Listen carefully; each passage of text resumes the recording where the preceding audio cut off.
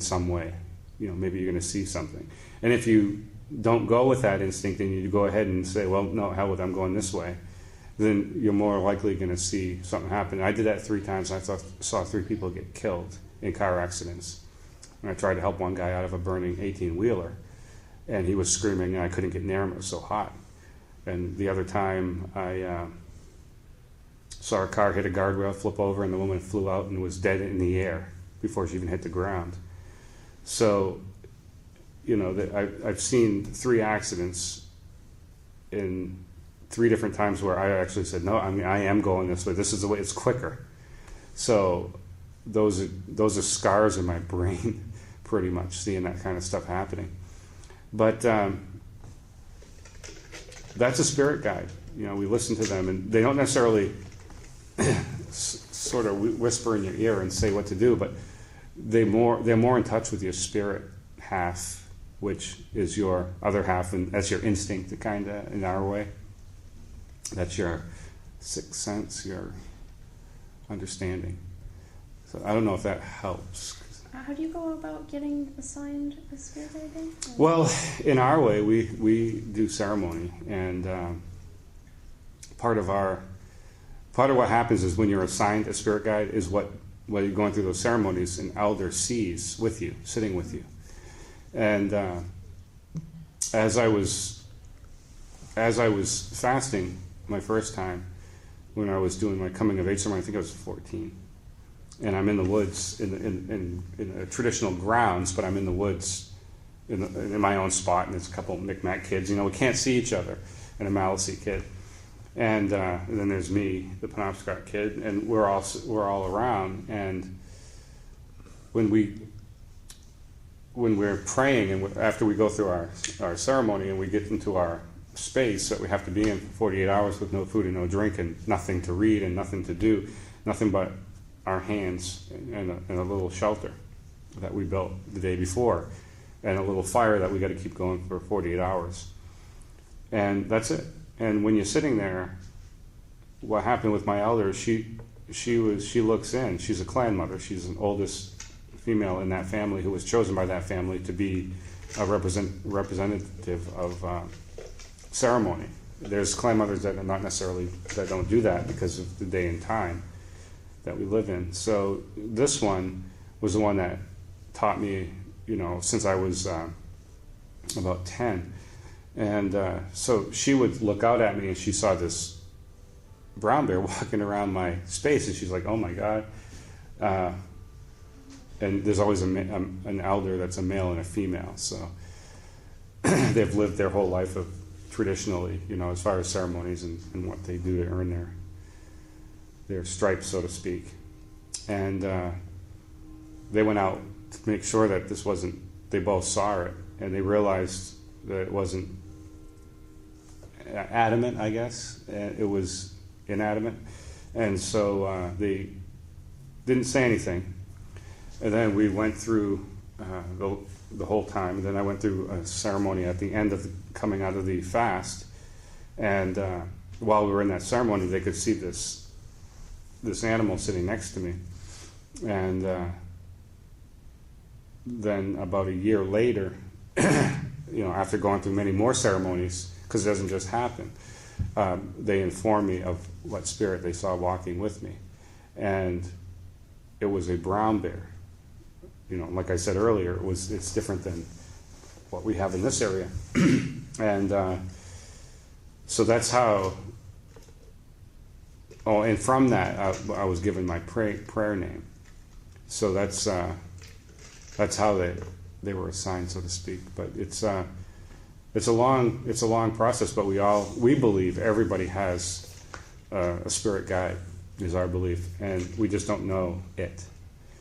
And it could be a panther, it could be a bear, it could be a wolf, it could be anything. It doesn't necessarily have to be this glamorous, romanticized animal. It could be something as easy as as small as a squirrel. They're fun. That would be a good one to have.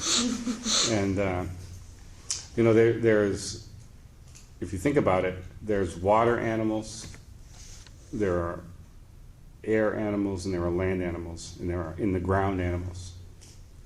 And it could be any of those that are seen with you.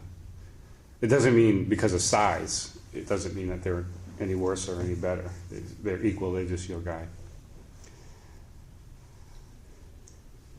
Do you think that, or do you, in your culture, do you believe that people who don't believe in the same beliefs as you have spirit guides too? Yeah, well, yeah, there are, we're so modernized now, and there are so many religions and different things to choose from. Some are easier than the others. Most people do choose the easy way out. I'm dead serious. I hear people that I grew up with and whatever will say, I go to church because it's easy. Go on Sunday for an hour and a half, and then you can just forget about it. I call them weekend Christians, and I'm sure you've heard that term before. And but the way in which we have to go about walking our path, walking our day, is recognizing everything for what it is and what it has sacrificed for us. Like this tree that is made, this table that is made from the tree that was out there in the forest. It's just being out there and could tell you stories wherever it came from, and but it got sacrificed for our use in some way. And so just acknowledging that just by looking at a table that's made out of real wood and thanking it, for giving up its life. It can't run, but yet, it's got a purpose. So those are the kinds of things that we do. It's not an easy way. And some of the ceremonies take 3 or 4 days. So it's a lifestyle.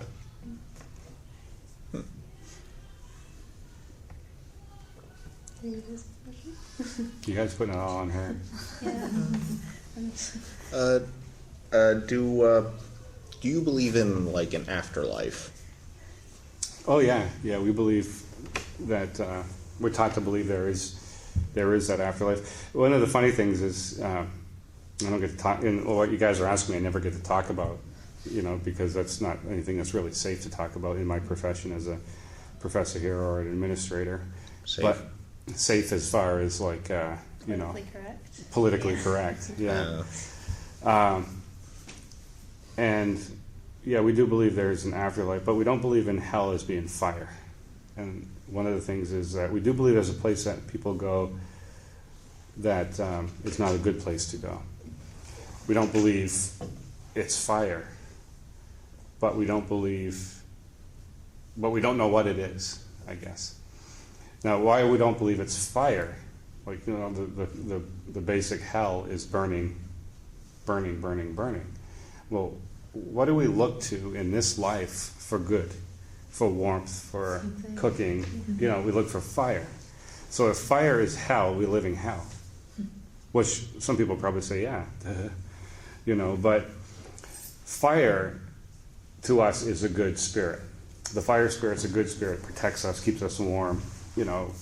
As human beings, we depend on some form of fire, a flame, a spark, to create some kind of warmth for us in the wintertime when our bodies are not capable of surviving.